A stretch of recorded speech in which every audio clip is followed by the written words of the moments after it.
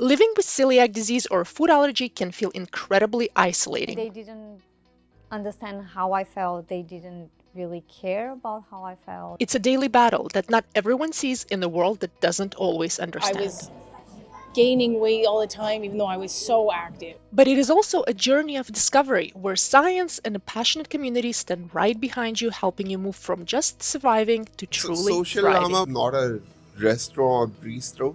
This is my house. Your story is powerful, inspiring, and it's absolutely worth sharing. What if I brought all of these gluten-free businesses that I'm finding together? Welcome to Life Without Gluten.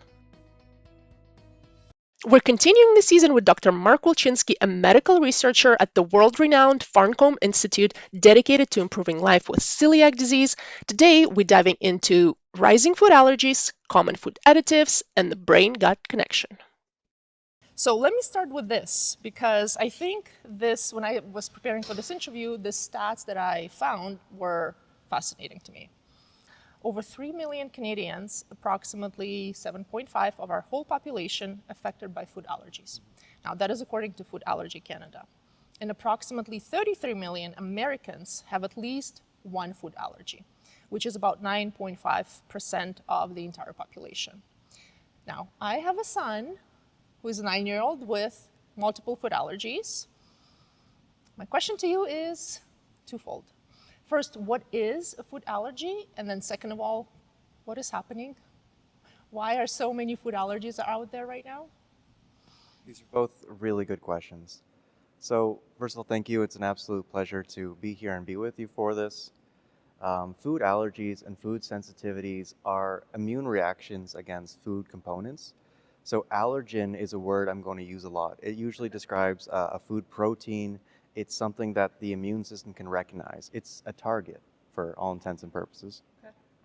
So food allergies are a type of food sensitivity where the body produces immunoglobulin class E or IgE, Okay. which the immune cells recognize, those bind to antigens, and it releases a lot of things like histamine, which we hear about, and especially anti-allergy drugs are called antihistamines. Okay.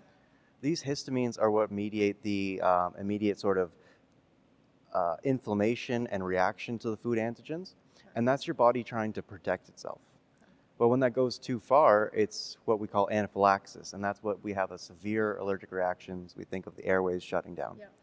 So it's an inappropriate immune response, a specific pathway that separates it from celiac disease and other food sensitivities. But mostly it's the production of histamine and IgE-related pathway. So you were saying basically, if I have, let's say, shellfish, right?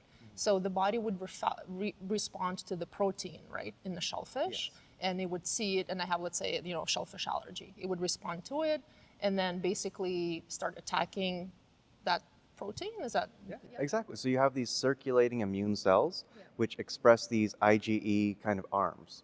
And as they float through, if they encounter that shellfish, then they'll start producing that histamine. Okay. And that helps create the inflammation. It brings blood to that area, it brings in the immune cells, and then they just start to attack everything in sight, basically, because that's what the body thinks. The body thinks that if I overreact to this threat and I handle it now, then worse things won't happen. Okay, I see. Very interesting. And then, so my second question to you was, what is actually going on? Because, like, I'm sure you would agree, right? I mean, there's been the rise, huge rise of food allergies. Yeah, and I would say over the past decade or so. Like, why? So we here, especially at McMaster and the Farncombe, we really blame the environmental roles and specifically microbes like bacteria. So environment is the things that we experience in our day-to-day life. We think of it typically as pollution, but there's more. Like we mentioned food additives already at the beginning, and microbes. You've heard of the hygiene hypothesis for kids growing up, and that just has to do with exposures. And it's not actually about the kid being dirty, but about more interactions you have with bacteria. The more educated your immune system becomes, and the less likely it is. So the reason that environmental or allergies are rising so rapidly in North America is the combination of environmental exposures of the pollutants that we see, the food additives added into the food, and also the loss of microbes over time with industrialization. Because we eat such a processed diet and we're not eating enough vegetables, enough organic products, we're actually slowly trimming down our bacteria more and more so that we lose our gut bacteria, and so we lose the good ones that are able to break things down effectively. Okay, wow. So basically you're saying is, so if a child is exposed to less bacteria as he grows up, the chances, is that fair to say the chances of him developing a food allergy are, is it higher, or that's not really? It's really tricky and Just to say that, yeah. to say that for sure, but that's the general idea, that having more of these microbe exposures and a more diverse microbes, it's really hard to label them as good or bad because the system of ethics we apply to ourselves doesn't apply to bacteria. Okay. But that's kind of it. Yeah, having a good amount of microbial exposures as a kid, educating the immune system, and having a diverse, healthy microflora, that's all important. That's important, yeah. It's hard to narrow it down to one specific thing because a lot of parents want to say, what can I avoid? What should I take? Yeah. We don't have that level of evidence right now, but we're building towards it. Do you have do you have any sort of opinion on the fact that I know I've heard from some experts that you should expose your child to an allergen quite early on? So let's say like a peanut or something, right? Or like a, I don't know, almond, or do you agree with that? Like, should you try to introduce it quite early on, and then would that help? I think so, that the proper presentation and as well as the timing. So when the child is nice and healthy versus if they're sick, if they're experiencing an infection or something and you introduce like a peanut, then you have a higher likelihood of developing the allergy. Because there's those multiple signals, the body gets crossed up with something going wrong. I see. So because if the child is sick, let's say, or whatever, so their histamine levels, I guess, are high, kind of, right? Yeah, they have just this whole reaction of inflammatory mediators that can stress out the body. Yeah, I see. Okay, that's fair enough. I wanted to touch on this. So your research specifically on microbes and food sensitivities highlights a staggering reality. I'm going to mention some of this, and I think some of the people will be surprised. So 1 in 5 people globally, which is 19% of the entire population of Earth, report adverse reactions to food. Now, I know adverse reaction is pretty broad term. I'm sure you'll cover that. And yet only a small fraction of those, around 2.7%, are what you call sort of a true allergy, true food allergy. So talk to me a little bit more about the difference between the food sensitivity and the food allergy. And then again, why is that? And sort of, we covered a little bit on that, but what is happening? Good. So food sensitivities are immune mediated. So that can be either the allergy, which we discussed, which is mediated by histamine and IgE. But then there's also food sensitivities like celiac disease, which are mediated through the immune system in a different sort of pathway. Finally, there's food intolerances, which are a separate category altogether. And that's just when you physiologically can't digest it. It's not a matter of the immune system being angry. It's just a matter of either maldigestion, so you can't break down something like lactose. Okay. Lactose is a sugar that if we can't break it down, it gets broken down by bacteria and it produces a lot of gases. So that's an absorption example of food intolerance. Okay, I see. So the reason that these are all increasing, we believe it's similar reasons. A lot of this is still in the hypothesis state, but it's just we're believing that it's the role of microbes and antigens and exposures. So for instance, there's some really good work coming out of McMaster and the research team here, where they show that the more bacteria you harbor, the more of a threshold you have for eating peanuts or something, because those microbes help break it down and they can protect you. Okay. This rise, right, has been for quite some time. Do you foresee any sort of solutions to this in the coming years? Things are starting to plateau a little bit, and that's because there have been really big advances in diagnostic strategies and awareness. So part of the increase was because we're looking for it more and we're finding it. So that will level off eventually. As these awareness programs get better, we're going to stop looking there. And eventually, too, as we begin to develop these microbiome strategies and we become more aware of how the foods we eat aren't just about feeding ourselves and about feeding our microbes, I think that's the solution. It's this holistic approach to understanding not just myself, but what's in me and the bigger picture. Yeah, I couldn't agree more for you. And eventually it'll happen, but policy changes from the government in terms of regulating food additives will also be a big factor. Yeah, totally. You're leading me right into my next question because this is fascinating to me. I will mention a few things on this, but silicon dioxide, right? So it's a common food additive.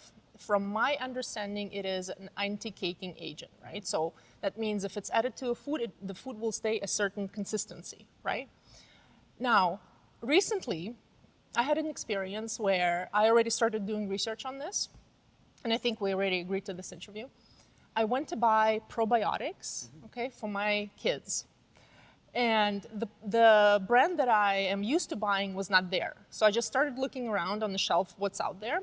And one of the brands I got, I can't remember the name, but it had silicon dioxide in it. And I was like, what? In probiotics? Yeah. I was shocked. So I think my point is, because it is in a lot of foods, you know, anything from spices to vitamins to, you know, probiotics, as I recently found out.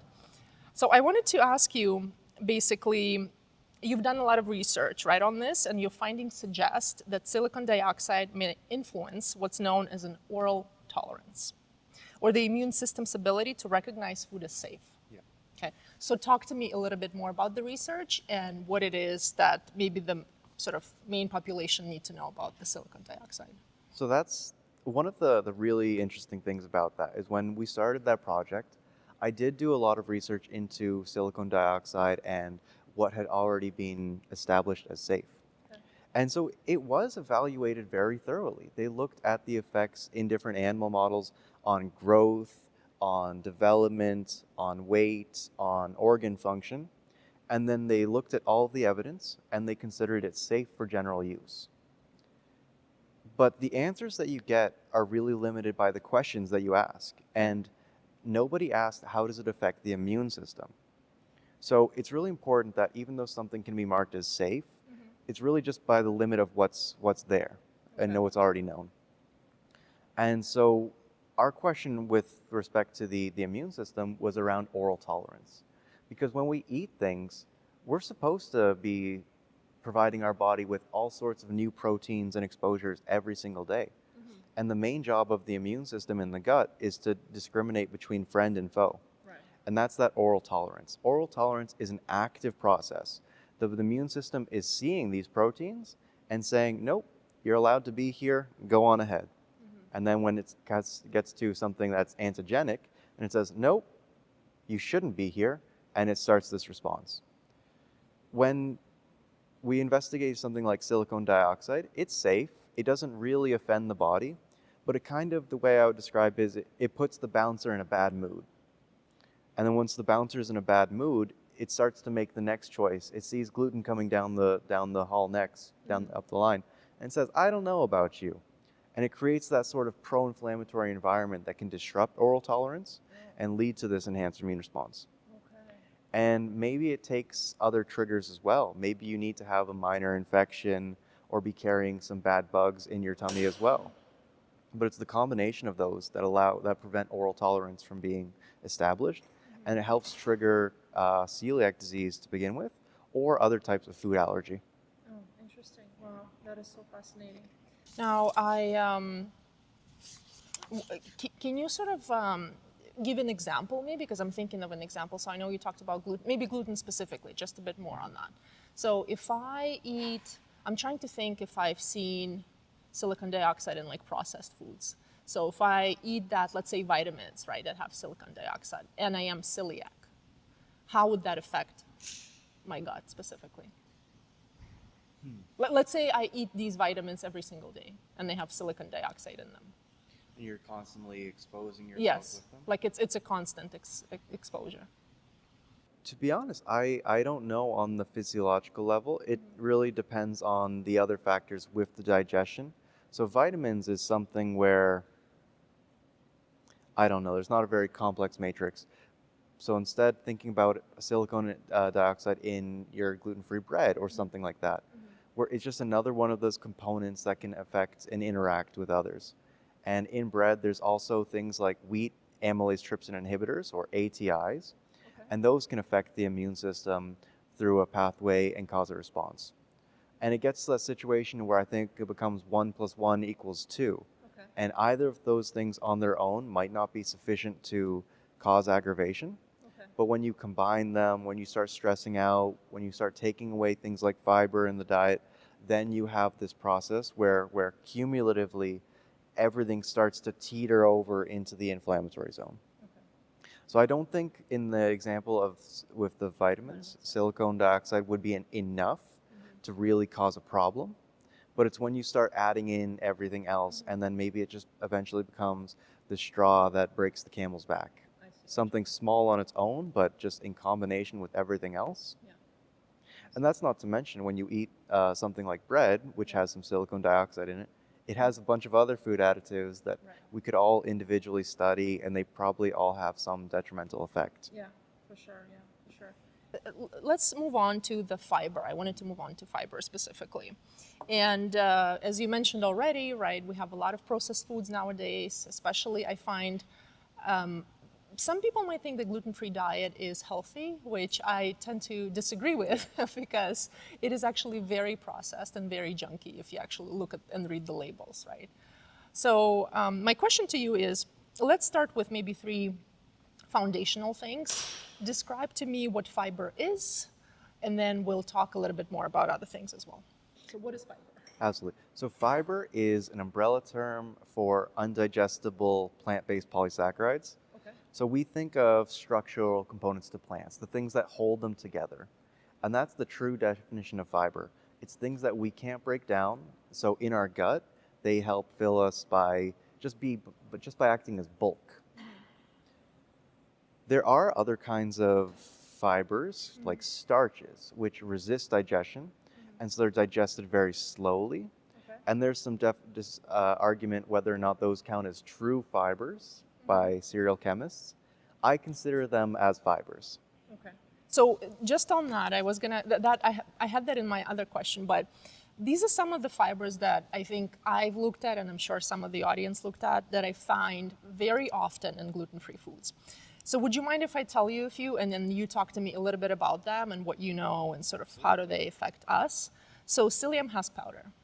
That is very common in breads specifically. Now, my understanding is it comes from a plant, so it's basically like either the husk of a plant or something like that. So do you mind talking to me about this? Would you consider this a healthy type of fiber, and just how does it affect our gut? You know, my answer for a lot of these is going to be it depends. It depends, okay. And it depends on the microbiome. It depends on whether you're having it as a supplement or as part of the whole diet. When you're having something as a supplement, you're often having more of it than you should, especially at one time. So it's kind of like a really hard gym workout when you take too much and you go home and you feel sore afterwards. Right. But if you just took it easy, if you made it more of your routine, it would feel better. Now, psyllium husk fiber is really commonly supplemented into things because it's insoluble and it's fermented slowly or at very little amounts by the bacteria. So that way you get a lot of that physiological benefit of it, where it fills you up, it helps bind water, it makes stool softer, and overall it's promoting motility and movement through the gut. It's not the greatest fiber for stimulating the bacteria, but that's an advantage sometimes. Sometimes you just want fiber that has the properties to build stool and bulk you up, fill you up, not without necessarily being fermented too rapidly. I see. And then when you mentioned insoluble, you mean it's not digesting fully in the gut, or how would you sort of classify that? So that's an interesting question, because a lot of people will try to categorize fiber based on properties we can measure in the lab. Okay. So their solubility in water, for instance, or their fermentability by bacteria. Okay. But I struggle with that definition because fibers aren't something that we made synthetically in the lab. Okay. Fibers come from plants, and they're either used for storage of energy, those are starches, or they're used for structure. So the more structural fibers tend to be insoluble. They tend to be more of just sitting around there and adding to it. Whereas starchier fibers that are more used for energy, those tend to be more soluble. Okay, interesting. So then another few ones I want to mention is inulin, right? I don't even know if I'm pronouncing it correctly, but this is the one that I've seen in quite a number of cookies. I mean, I think it's like, if not in every one, I'm sure in a lot of them. Talk to me a little bit about inulin. What specifically do you know about that? And I think you did some study on that too, right? Yes. Inulin is a really common non-starch polysaccharide. Okay. Again, some people won't call it a fiber, but it has fiber-like properties. It's very, very commonly studied. It's found mostly in chicory root and artichoke, but in thousands upon other plant species. It's very, very commonly studied because in a lot of animal models and in human studies, it's shown to be beneficial. Okay. However, when we think of that gym metaphor I used a moment ago, inulin's often one of those fibers where you think, if a little is good, then a lot must be great. And that's not the case. Inulin can be poorly tolerated at high doses. It can cause symptoms or inflammation. But that's generally because you have too much of it at once, and then the bacteria just start breaking it down really, really rapidly. And they're producing these gases and byproducts that can actually be harmful. I see. Now, really importantly, inulin is beneficial when you have the right dose of it and the right bacteria. They'll break it down, they'll produce short-chain fatty acids, and then your body takes those up, and they're extremely important to gut health. Okay. But it's all about having the right amount at the right times. Right. Yeah.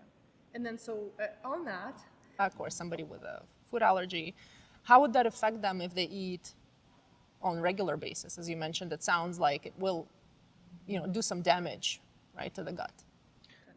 So, it depends. If you're eating it a lot, you're more likely to be carrying those bacteria that are using it effectively. Okay. If you're not, then that is when it's more likely to be symptomatic. So they have done a lot of studies that show that in people with abnormal microbiota, like patients with IBD, inflammatory bowel disease, they don't have these bacteria and they can't break down these inulin fibers. And so the inulin fibers are actually directly causing the body to get a bit irritated. I see. Okay, interesting. All right. A couple more for you. So xanthan gum, guar gum. What do you think of those? Now, the xanthan gum is very common. I think I have very limited understanding, but I think most of it comes from corn, I think. Is that right? I'm not sure the actual sources, but I do know that the gums, the gum refers to the property of the fiber again in the lab, and that's where that term comes from. Can you elaborate a bit more on that? Like when you say it refers to the property, like why is that? I think it's because of the elasticity it brings and the robustness. It's really just a descriptive term. It's kind of a gummy material. Oh, okay. Because really otherwise I fixate too much on that and think of chewing gum. I see. Okay. It has properties similar to it. The gums, like xanthan gum and guar gum, have really beneficial properties as food additives. And so they're useful because you can add them into something like bread and it'll help make it more stretchy. Right. It can help make it taste a little bit better. There's some evidence that they are used by the bacteria in the gut and they produce these beneficial short-chain fatty acids. But the gums just generally aren't studied as much as the other fiber sources like inulin or psyllium, pectin, and so they get underrepresented. But I think the important thing is in the future, we need to include that and ask when we're personalizing diets and looking at a tailored approach to what fiber are you better suited to or what fiber am I better suited to, that has to be part of the equation. Yeah, I couldn't agree more for sure because I've been on a lot of forums where people say they react to one fiber as opposed to another, right? Exactly. So. And the reason that you might find that one fiber is better than others isn't because of anything to do with you. It's most likely the bacteria within us. Because by definition, fiber, we, the humans, the host, we can't break it down, we can't use it. We can only get this physiological benefit from it, of it just passing through us. But then it's the bacteria that live inside our gut, primarily the colon, They break it down. It's their favorite type of food.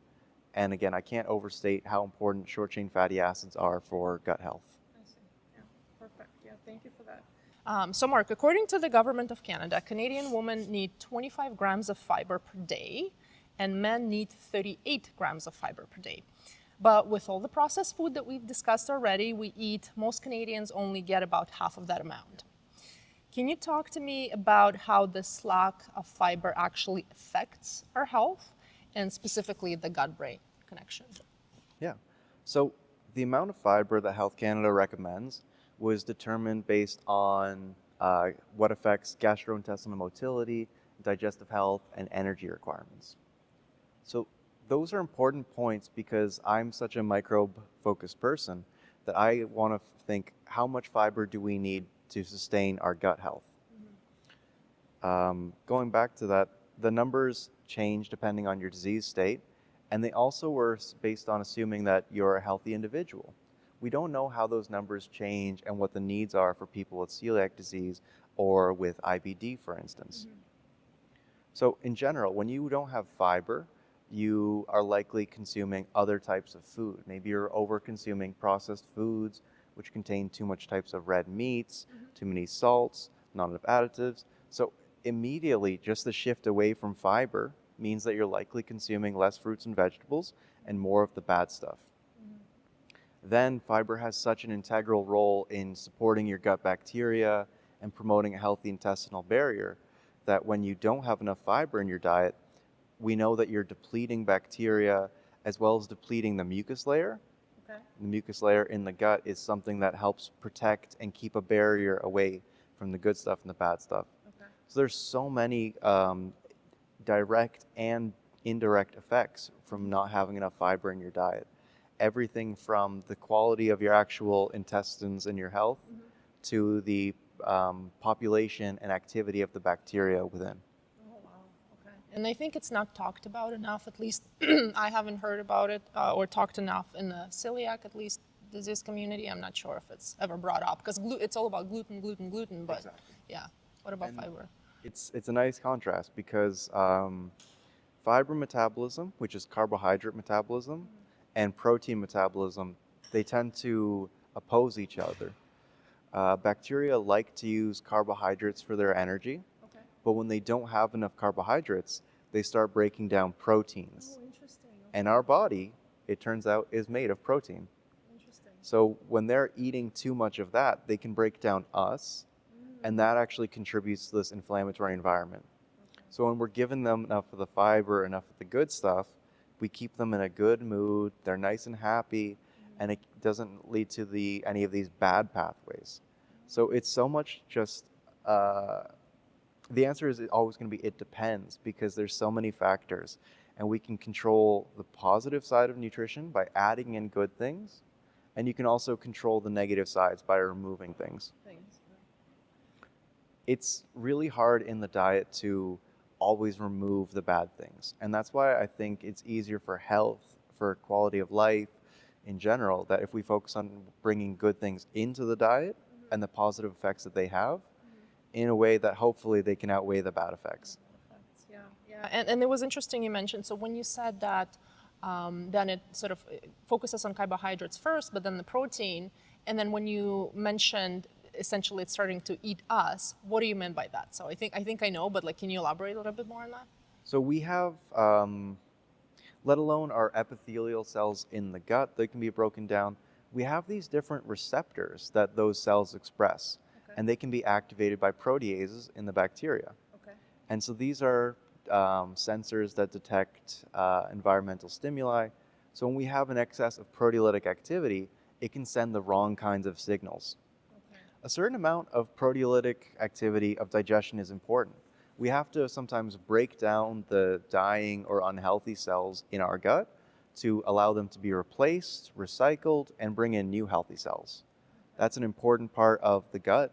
You might have heard that every 7 days or less, the entire gut epithelium is renewed and turned over. No, I haven't. Yeah, it's such a rapidly reproduced area. So because there's all these constant exposures, there's constant turnover, And so digesting the protein helps to maintain a healthy gut in that way. So it gets very tricky very quickly when you consider all the different biochemical pathways and processes involved in maintaining gut. And that's where disease comes into play, because sometimes it's not an overt problem that's breaking down the whole system. It's just that a single step is being affected. And that step leads to a slowdown, and that slowdown leads to a blockage, and that blockage leads to the problem. Okay. So I want to shift a little bit to the prebiotics and probiotics, because I think that's one of my favorite topics.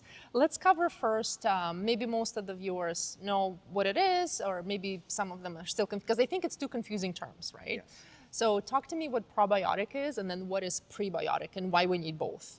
Probiotics refer to bacteria or other microorganisms. These are things that we eat intentionally because they're going to have a good effect on the immune system or the body through digestion, through supporting metabolism. So we naturally harbor a lot of bacteria in us, and we might contain certain species like lactobacillus or bifidobacterium. Probiotics, though, are specifically the ones that that are foreign to us and that we eat intentionally. Okay. Prebiotics are foods that we feed to our bacteria. So fiber would fall into the prebiotic category. Okay. Prebiotics have a very strict definition. They have to avoid digestion by human enzymes, and so they're selectively used by the bacteria instead. Okay. And this has to come to a good effect. So it's something that we eat, like fiber, that we don't actually break down, but our bacteria do break it down, and they produce something beneficial for us.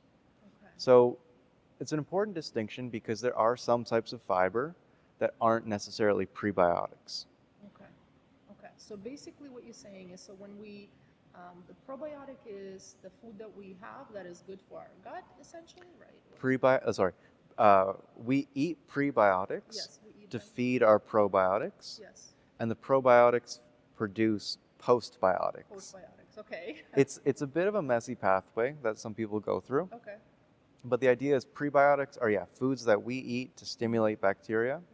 Probiotics are bacteria that we can take to stimulate and support our existing bacteria, and they produce beneficial molecules that we use. I see. Postbiotic. Yes. Yeah. Okay. Oh my goodness. Okay.